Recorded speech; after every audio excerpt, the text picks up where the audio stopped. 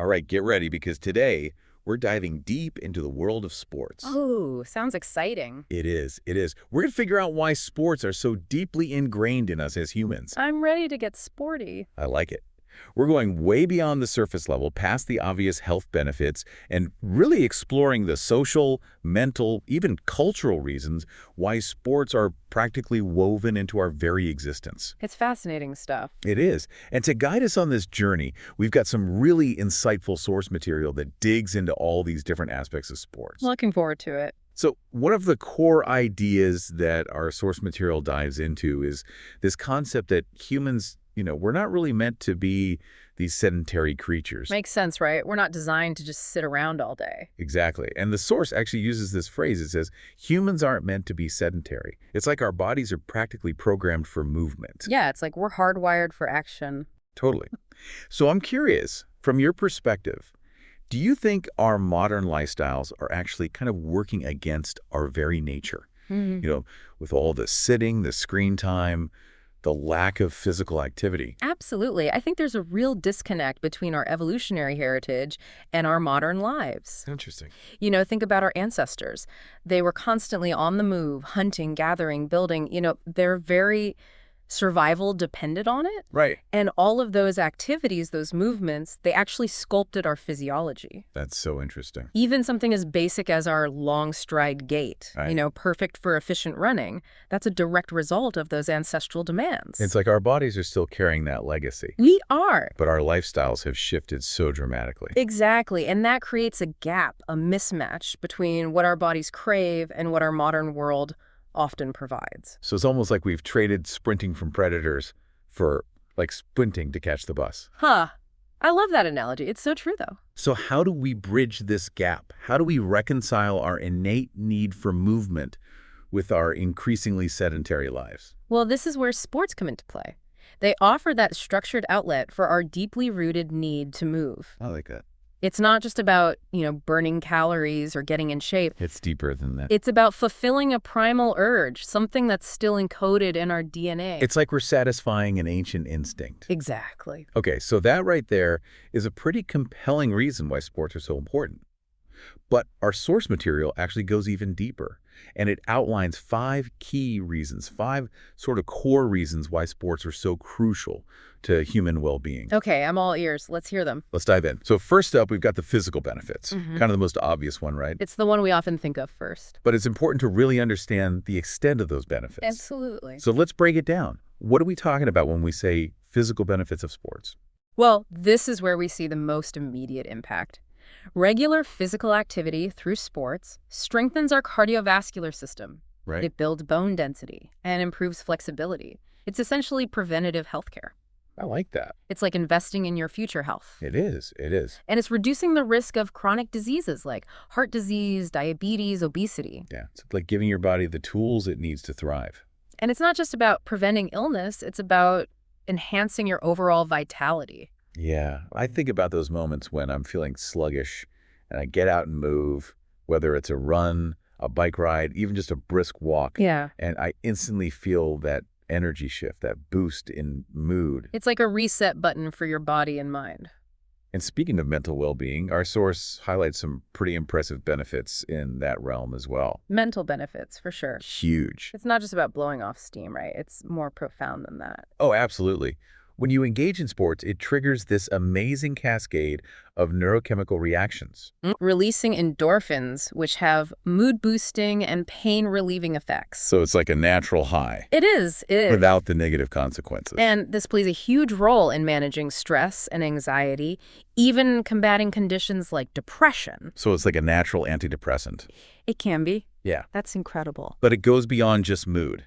Improved sleep, enhanced cognitive function, better decision-making. These are all connected to the positive impacts of sports on the brain. It's like a mental tune-up as much as a physical one. Love that. A mental tune-up. It is. And let's be honest, there's a certain satisfaction that comes with pushing your limits and achieving a personal best. For sure. That sense of accomplishment. Whether it's running a faster mile, lifting heavier weights, or finally mastering that yoga pose you've been struggling with. Yeah, it's about proving to yourself that you're capable of more than you thought possible. Exactly. And that can do wonders for your self-esteem. Absolutely. Overcoming those challenges in sports, it often translates to greater confidence, a more positive self-image. It's like you're building resilience, both physically and mentally. And that sense of accomplishment, that confidence boost, it ties into another benefit highlighted in the source, which is social interaction. Ah, yes, the social side of sports. Especially team sports, Uh-huh. they create these incredible bonds between people. It's more than just hanging out with friends. It's deeper. Yeah. Team sports tap into a fundamental human need for belonging and cooperation. It's like we're hardwired to connect. We are. We evolved in groups, relying on each other for survival. So those team dynamics, Yeah. they're kind of replicating that ancient blueprint, Yeah. forging those strong social connections through shared goals and experiences. Exactly. So it's that feeling of camaraderie when you're all striving towards a common purpose, Yeah. celebrating victories together, supporting each other through setbacks. Absolutely. And those dynamics foster essential life skills too, like communication, conflict resolution, leadership. Skills that extend far beyond the playing field. Exactly. They're invaluable in navigating the complexities of personal and professional life. It's like sports are a training ground for life itself. In many ways, they are. And this brings up a point that I found particularly intriguing in the source. It talks about how the very nature of depending on your teammates, that interdependence, it creates a social bond that can actually last a lifetime. It's powerful stuff. Because you're literally putting your trust, Yeah. sometimes even your safety, in each other's hands. It's true, especially in sports that involve physical contact or a high level of coordination. And those shared experiences, especially when they involve overcoming adversity together, they create this level of trust and connection that's hard to replicate elsewhere. It's like forging a bond through fire, through shared challenges and triumphs. Okay, so we've covered the physical, the mental, the social benefits of sports. But there's more. Bring it on. Our source also delves into the importance of skill development. Oh, yeah, that's a big one. This is where sports really shine, in my opinion, For sure. because it's not just about physical abilities. It's about honing this diverse set of skills that can benefit us in all areas of life. I think that's often overlooked. People think of sports as purely physical, but there's so much mental and even emotional skill development involved. Totally. Yeah. So talk to me about this. What are some of those key skills that sports help develop? Well, think about the precision required in archery, Yeah. the lightning-fast reflexes needed in tennis, or the strategic thinking involved in chess. Yeah. These activities hone a vast array of skills. Hand-eye coordination, balance, cognitive abilities like decision-making, problem-solving. And the beauty is Yeah. those skills are transferable. Absolutely. The discipline, the focus, the perseverance you learn on the field or court, those can translate into greater success in your academic life, Totally. your professional pursuits, even your personal relationships. So it's not just about becoming a pro athlete. No. It's about developing this broader skill set that benefits you in all areas of life. It's about becoming a more well-rounded, capable human being. Exactly. Yeah. And then there's the cultural aspect, which often gets overlooked. Culture, that's huge. Yeah. Our source mentions how sports can be intertwined with cultural traditions, values, even become part of a nation's identity. Think about the vibrant spectacle of sumo wrestling in Japan, so deeply rooted in history and ritual, Right. or the fierce passion surrounding Gaelic football in Ireland. It's amazing how something as seemingly simple as playing a game can hold such deep cultural significance. It's a powerful expression of cultural values and beliefs, uniting communities and preserving traditions. like a thread that connects us to our history, our heritage, our collective identity. Absolutely. It speaks to the multifaceted nature of sports and their ability to resonate on so many levels. So we've established that sports are undeniably beneficial on an individual level. Undeniably. But what about the bigger picture? Is sports good for society as a whole? Yeah. That's a question our source raises. It's a good question. And it's a bit more complex, isn't it? It is. There are undeniable societal benefits to sports. A healthier population, reduced healthcare costs, social inclusion, even potential contributions to crime reduction. Yeah, that's quite a list. It's impressive when you think about it. But then the source mentions some limits to this rosy picture. It talks about over-commercialization, the intense pressure to win, the risk of injuries. It seems Yeah. like there's a bit of a shadow side to the world of sports as well. Right. It's important to acknowledge those complexities. While the benefits are vast, we need to be mindful of the potential downsides and strive for a balanced approach. So it's not all sunshine and rainbows. Not always, no. And I think one area where we see those potential downsides is in youth sports. Yeah, the source brings up this point about youth sports becoming overly intense, with that win-at-all-costs mentality. Exactly. And that can lead to burnout, injuries, and even a negative perception of sports. It's like the joy gets sucked out of it. It can, and that's when we start to see the potential harm. So how do we navigate this? How do we embrace the positive aspects of sports while mitigating those potential pitfalls? It's all about finding that balance. Balance, yeah. Emphasizing sportsmanship, fair play, and the importance of having fun. Fun, right? Especially for kids. The primary goal of youth sports should always be fostering a love for physical activity, teamwork, and skill development. The winning should be secondary. Exactly. It's about creating a positive and supportive environment where kids can thrive both on and off the field. I like that. Now, that leads us to another important point that the source raises: choosing the right sports at different life stages. Okay, so it's not a one-size-fits-all approach. Absolutely not. What's appropriate and enjoyable for a 5-year-old is going to be vastly different from what's beneficial for a 75-year-old. Makes sense. So let's break it down, starting with those early years. What's the emphasis for kids when it comes to sports? Fun should be the absolute priority. It's about exploration, developing those fundamental movement skills, and building positive associations with physical activity. So what kind of activities are we talking about here? Things like swimming, running, gymnastics, modified team sports where the rules are simplified and the focus is on participation rather than competition. Got it. It's about laying the groundwork for a lifelong love of movement. Exactly. And then, as those kids grow into teenagers, what shifts in terms of their sporting needs? As they enter adolescence, the focus can shift a bit more towards skill development, teamwork, and healthy competition. So it's still about having fun. Yeah, but we can start to introduce a bit more structure and challenge. Got it. This is a great time to explore various team sports, Okay. individual sports, fitness activities. It's all about discovering their passions, pushing their boundaries in a safe and supportive environment. And then we reach adulthood, where the priorities likely change again. For sure. As adults, our focus often shifts towards maintaining fitness, managing stress, maybe even seeking some social connections. And there are so many options at this stage. Tons of options. Team sports, individual sports, fitness classes, recreational activities. There's literally something for everyone. Yeah, it's about finding activities that fit our lifestyles and bring us joy, rather than feeling like a chore. I think that's key, finding that joy. Yeah. So what about our senior citizens? What should the focus be for them when it comes to sports and physical activity? For seniors, maintaining mobility, flexibility, and balance is absolutely key. It's about staying active and healthy. Exactly. Activities like walking, swimming, yoga, tai chi, even golf are fantastic choices. They help you stay active and engaged in life. And it's never too late to start.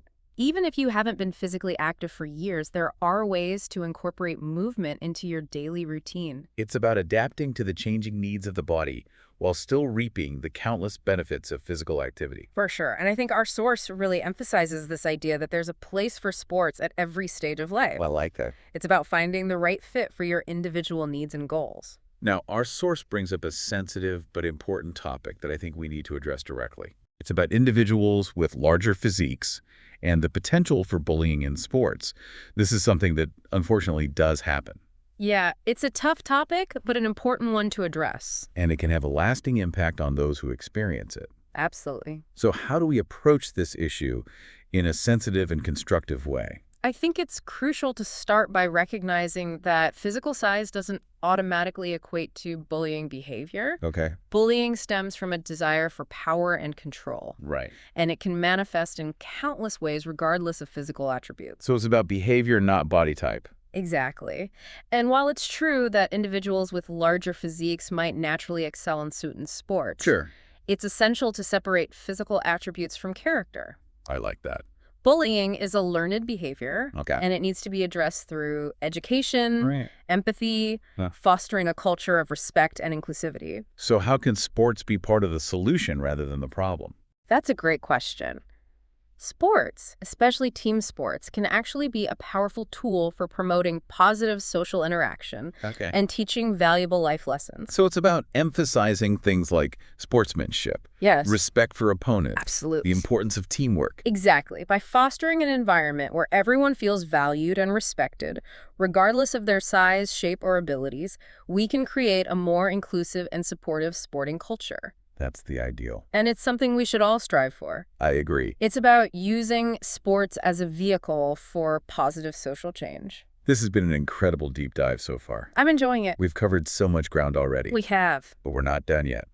Stay tuned for part 2, where we'll explore even more fascinating insights into the world of sports. Looking forward to it. We'll be right back after a quick break. Sounds good. Don't go anywhere. Welcome back to our deep dive into all things sports. Ready for round 2? I like it.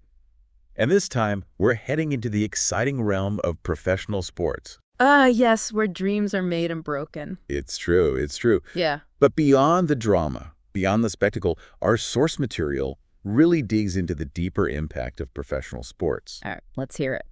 So it talks about how professional sports create these massive global communities, uniting people who might otherwise have nothing in common. It's true. You can have folks from completely different backgrounds, Right. different cultures, different languages, but if they're both rooting for the same football club, boom, they instantly have that shared connection. It's like a universal language. It transcends borders. It really does. Even languages, cultures, it's That's amazing. the power of shared passion, I think. And it can be so powerful. Oh, for sure.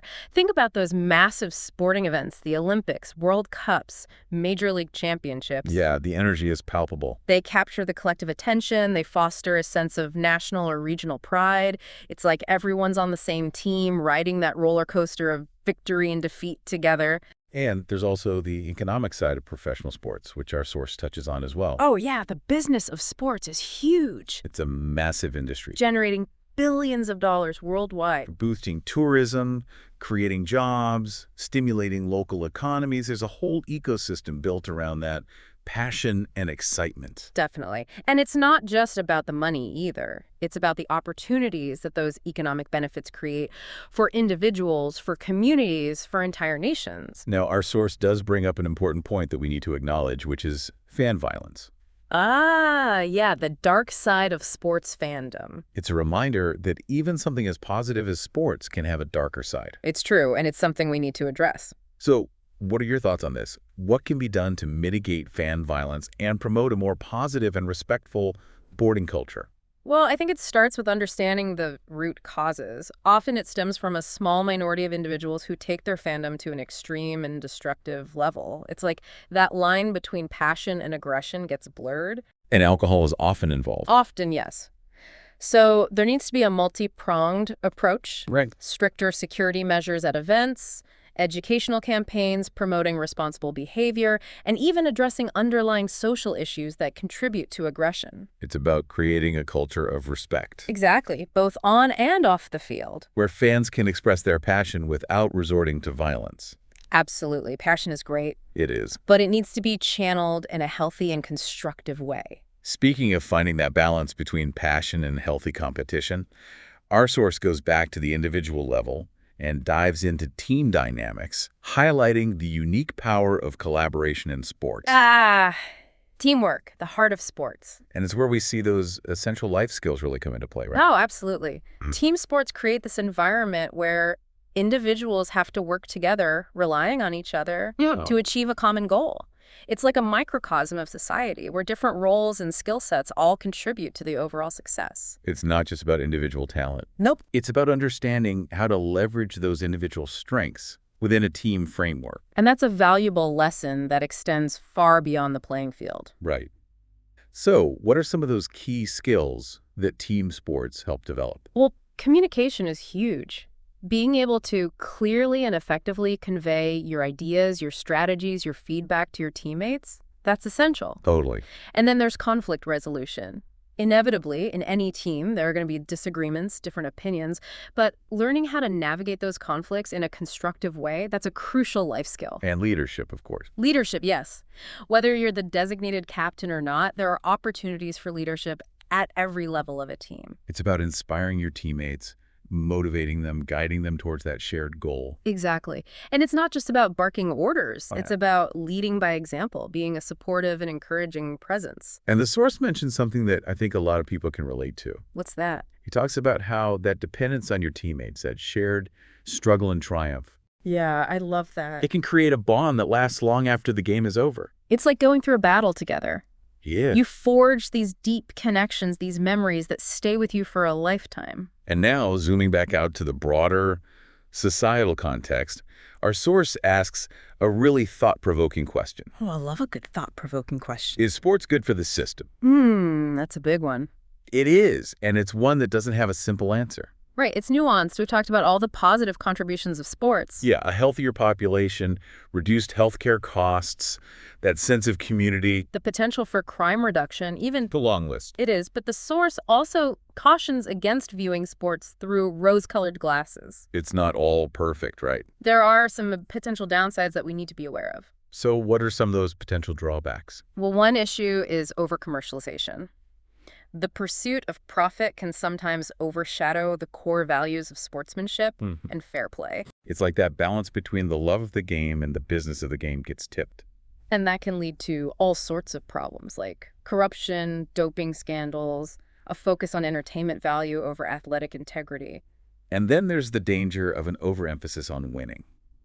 Oh yeah, that win-at-all-costs mentality can be toxic. It can create unhealthy levels of pressure, lead to burnout. Injuries even. Yeah, it's like the journey becomes less about the process of growth and improvement and more about the outcome.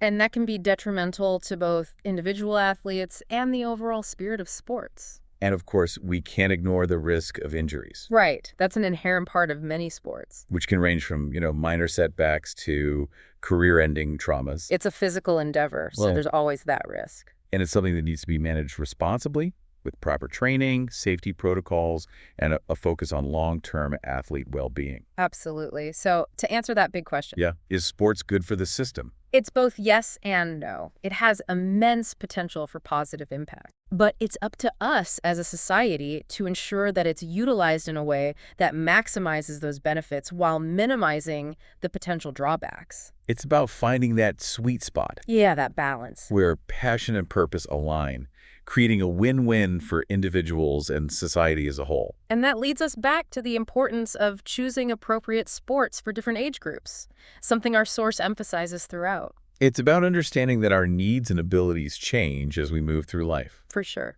So let's revisit those recommendations, starting with the little ones. Okay, the tiny athletes. We talked about the importance of fun and foundational movement skills for young children. Exactly. Those early years should be all about exploring different activities, developing coordination and balance, building a positive relationship with physical activity. It's about laying that groundwork for a lifelong love of movement. Right. And as kids transition into those teenage years, the focus can shift a bit more towards skill development, teamwork, and healthy competition. It's still about having fun. Yes, but with a bit more structure and challenge. Got it. And then we reach adulthood, where the priorities shift yet again. For sure. As adults, it often becomes about maintaining fitness, Right. managing stress, and finding social connections through physical activity. And the beauty is, there are so many options at this stage. Tons of options. Team sports, individual sports, fitness classes, recreational activities. It's about finding what fits your lifestyle and brings you joy. And for seniors, it's about adapting to the changing needs of the body while still reaping the benefits of an active lifestyle. Exactly. Maintaining mobility, flexibility, and balance becomes crucial. Activities like walking, swimming, yoga, tai chi, Even golf. even golf, yes. It's all about staying active and healthy in those later years. It's a reminder that there's a place for sports at every stage of life. It's never too late to discover the joy of movement. Now, before we wrap up this part of our deep dive, I think it's worth circling back to the issue of bullying Okay. Yeah. and how it can intersect with sports, especially for individuals with larger physiques. It's a sensitive topic, but an important one to address. Our source makes it clear that physical size doesn't inherently equate to bullying behavior. Right. Bullying is a complex issue that goes beyond physical attributes. It's about power dynamics, intent to harm. A lack of empathy. It can manifest in countless ways, and it's something that needs to be addressed at a societal level. Absolutely. We need to create a culture of respect and inclusivity where everyone feels safe and valued. regardless of their size, shape, or abilities. Exactly. And sports can be a part of that solution. By promoting teamwork, sportsmanship, a focus on character development, we can create a more positive and inclusive sporting environment. It's about teaching young athletes that true strength comes from within. Not from physical dominance. And it's about holding those who engage in bullying behavior accountable. Regardless of their size or athletic prowess. This has been a fascinating exploration of the multifaceted world of sports. So many layers. We've covered so much ground already. We have. But there's still more to uncover. Stay tuned for the final part of our deep dive, The grand finale. where we'll wrap up our discussion and leave you with some thought-provoking insights to ponder. Can't wait. And we're back for the final part of our deep dive into why sports matter. It's been quite a journey exploring all these different facets, from the evolutionary reasons behind our need to move to the complexities of professional sports, even touching on those sensitive issues like bullying in sports. Lots to think about. There is. So before we wrap up, I thought it'd be helpful to kind of revisit those 5 core aspects of sports that are source material highlights. It's like the 5 pillars, Yeah. of why sports are so essential to us as humans. Yeah, those 5 aspects really capture the essence of what makes sports so powerful and impactful. Exactly.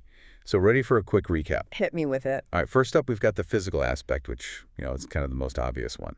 We talked about how sports improve our cardiovascular health, boost our immune systems, strengthen our bones and muscles. It's like our bodies are literally designed to move. Exactly, it's in our DNA. And sports provide that essential outlet. Then there's the mental aspect, which is just as important.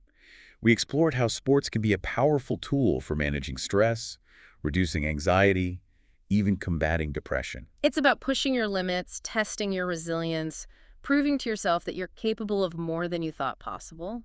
And those mental benefits, they extend beyond the playing field. They impact our decision-making, our focus, even our sleep quality. It's like a ripple effect. And who could forget the social aspect? Mm-hmm. We talked about how sports connect us, build communities, teach us those invaluable lessons about teamwork, communication, leadership. Think about those bonds formed on teams, that shared passion when cheering for your favorite athlete, or even just watching a game with friends and family.